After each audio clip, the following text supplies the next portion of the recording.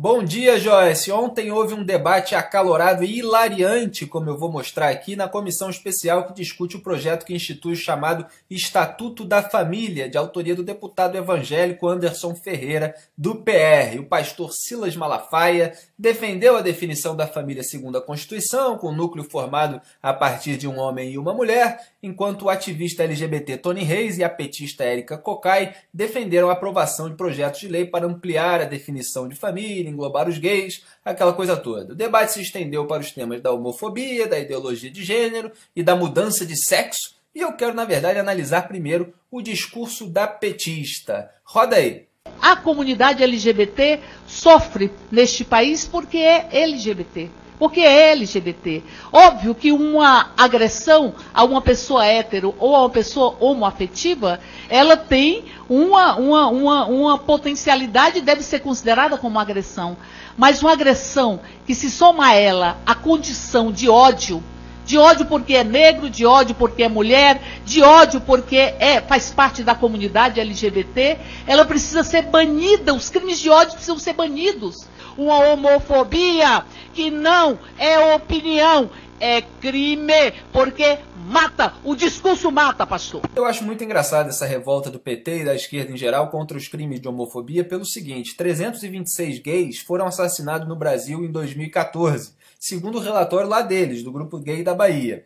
Quantos desses, por serem gays, a gente não sabe, nem eles sabem, mas eles ficam gritando esse número para parecer que todos foram mortos por serem gays, num país em que são mortos 56.325 pessoas, segundo o mapa da violência de 2012, né, o último ano que ele contou. Na verdade, 64 mil, se a gente for contar pela Organização Mundial da Saúde, que estimou mais do que o mapa da violência. Então, você sabe qual é a porcentagem de gays assassinados no Brasil em relação a todos os assassinados? Se você for fazer o cálculo, você vai ver que é 0,5%. 0,5%, sendo que estamos pegando todos os gays como se fossem, né, ser assassinados por serem gays. 0,5%. E o PT e a esquerda, eles acham isso motivo de você criminalizar a homofobia, de você colocar como agravante, isso tudo. Eles são totalmente a favor disso e tal. Aí chega no debate da redução da maioridade penal e eles dizem o seguinte. Vamos ver aí a Érica Cocai, essa mesma petista, numa entrevista de maio.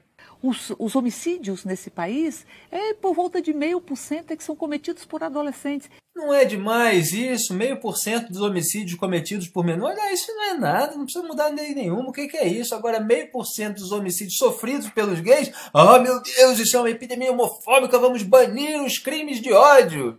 É demais a lógica petista, os dois pesos, duas medidas de sempre. E, aliás, esse número que ela está dizendo sobre os assassinatos menores é falso. Essa fonte, o Unicef, já negou ser a fonte desse dado mentiroso. A Érica Cocai não sabe o que está dizendo. A Veja já refutou, né, a reportagem sobre os 7 mitos da maioridade penal. A Folha divulgou os índices estaduais que mostram que esse número é de pelo menos 10%. Então, como uma boa petista, ela está mentindo os dados para tentar avançar a sua agenda, como, aliás, nessa mesma entrevista, também mentiu sobre a população carcerária. Olha aí. Nós temos uma população carcerária que, proporcionalmente, é a segunda do mundo. Isso é mentira! No ranking mundial de número de presos por habitantes, o Brasil ocupa, na verdade, a vergonhosa 36ª posição, com 289 presos por 100 mil habitantes, de acordo com o Centro Internacional de Estudos Prisionais, ICPS, na sigla em inglês. Eu desmascarei lá no meu blog um relatório do Infopem, divulgado essa semana pelo Ministério da Justiça, que faz o Brasil parecer o 4º nessa posição. Só a Érica Cocai quer fazer o Brasil parecer ainda o 2º. É mentira. Então essa pessoa, essa petista que mente descaradamente os dados, é aquela que participou lá da comissão e acabou sendo humilhada pelo pastor Silas Malafaia e provocada, ironizada por Jair Bolsonaro. Vamos ver como é que isso aconteceu, porque é muito divertido. Quem é que define a homofobia? É o pastor, por algum acaso? É o deputado gay, por algum acaso? É o ativista? É a psiquiatria. O indivíduo tem uma aversão ao homossexual que quer matar, que quer bater, que quer agredir. Isso aqui é homofobia. Agora, no Brasil, opinião virou homofobia. Gostaria de falar que opinião não é crime. E gostaria de falar, se estamos numa sociedade para todo mundo pensar a mesma coisa, é ditadura da opinião e ditadura do falso consenso. É uma pergunta que eu tenho a fazer. Uma criança, será que ela tem discernimento para fazer uma cirurgia de mudança de sexo? Que eu costumo dizer, na verdade, é amputação, né? Porque se mudança daria para o sexo feminino virar masculino também. E a pergunta segue. Se uma criança, no caso, um menino, fizer a cirurgia de mudança de sexo, e no futuro, quando tiver 17 anos de idade, 18, se arrepender, será que ela consegue voltar atrás e reimplantar o seu órgão masculino? É uma pergunta aqui que eu tenho a fazer do senhor. Porque esse pessoal que prega que um menor de idade pode fazer um crime desse, que é a mudança sexual, decidir sobre isso, é o mesmo pessoal que é contra a maioridade penal, que é contra a redução da maioridade penal. Fala que o anjinho de 16 anos, ele ainda não tem a sua formação completa, mas para trocar de sexo tem, né? Brincadeira. Eu vou encaminhar para o pastor qual é o protocolo do Ministério da Saúde para os processos transexualizadores. Deputado Jean Willis, ele desapensou esse projeto de um outro projeto que falava de intervenção cirúrgica, porque nós não estamos falando de intervenção cirúrgica. Existe um processo e um protocolo do Ministério da Saúde que assegura a presença de psiquiatra, de clínico, de assistente social, de endocrinologista, para acompanhar as pessoas que se sentem ou que têm uma identidade de gênero que não corresponde ao seu próprio corpo. E aí digo isso, que isso é fundamental ser assegurado, inclusive para adolescentes, a partir de uma decisão judicial. Por quê? Porque esses adolescentes precisam ser acolhidos. Eu vou mostrar a incoerência entre o discurso da deputada e a lei, o projeto de lei dela. Há um discurso aqui, vamos lá, olha o que ela acabou de dizer e olha o que ela coloca. Vamos lá, acho que a senhora esqueceu de ler o que a senhora escreveu. Cadê? Olha aqui, escuta essa aqui, é dela. Artigo 5º. Com relação às pessoas que ainda não têm 18 anos de idade, a solicitação do trâmite a que se refere o artigo 4º, que é a mudança, deverá ser efetuada através dos seus representantes legais, com a expressa conformidade da vontade da criança ou adolescente, agora segura, levando em consideração os princípios da capacidade progressiva e interesse superior da criança, de acordo com o Estatuto da Criança e do Adolescente. Parágrafo 1º. Ah, mamãe. Quando por qualquer razão, escuta essa, senhores, a interferência do Estado na família. Quando por qualquer razão, só sai. Quando por qualquer razão.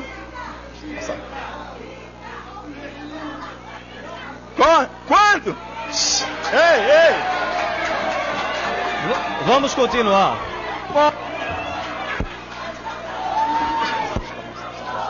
Jair.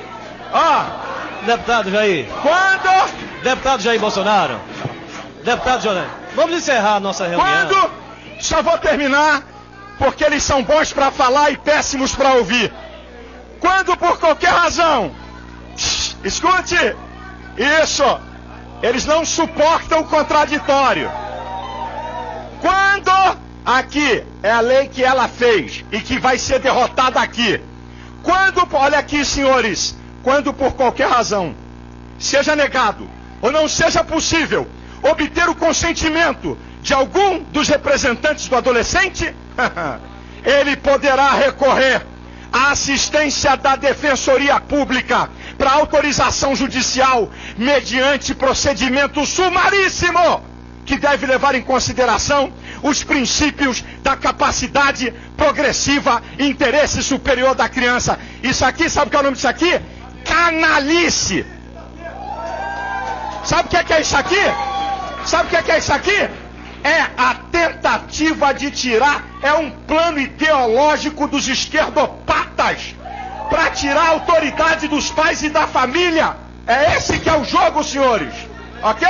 E eles não suportam. Cai fora, porque não tem argumento. Eles fazem fazem na surdina e depois na maior cara de pau, são dissimulados. Vem aqui dizer, não é isso? Não é, tá aqui, ó, quebrou a cara, para vocês verem como é que eles são. Ok? Deus... Goste ou não de Silas Malafaia, pode-se discordar dele em diversos outros assuntos, mas nesse tem toda a razão. E a deputada Érica Cocai, do PT, saiu de lá porque não suporta mesmo o contraditório, porque mente, porque só quer fazer propaganda enganosa e quando é refutada, quando é desmentida, quando é confrontada, precisa ir embora.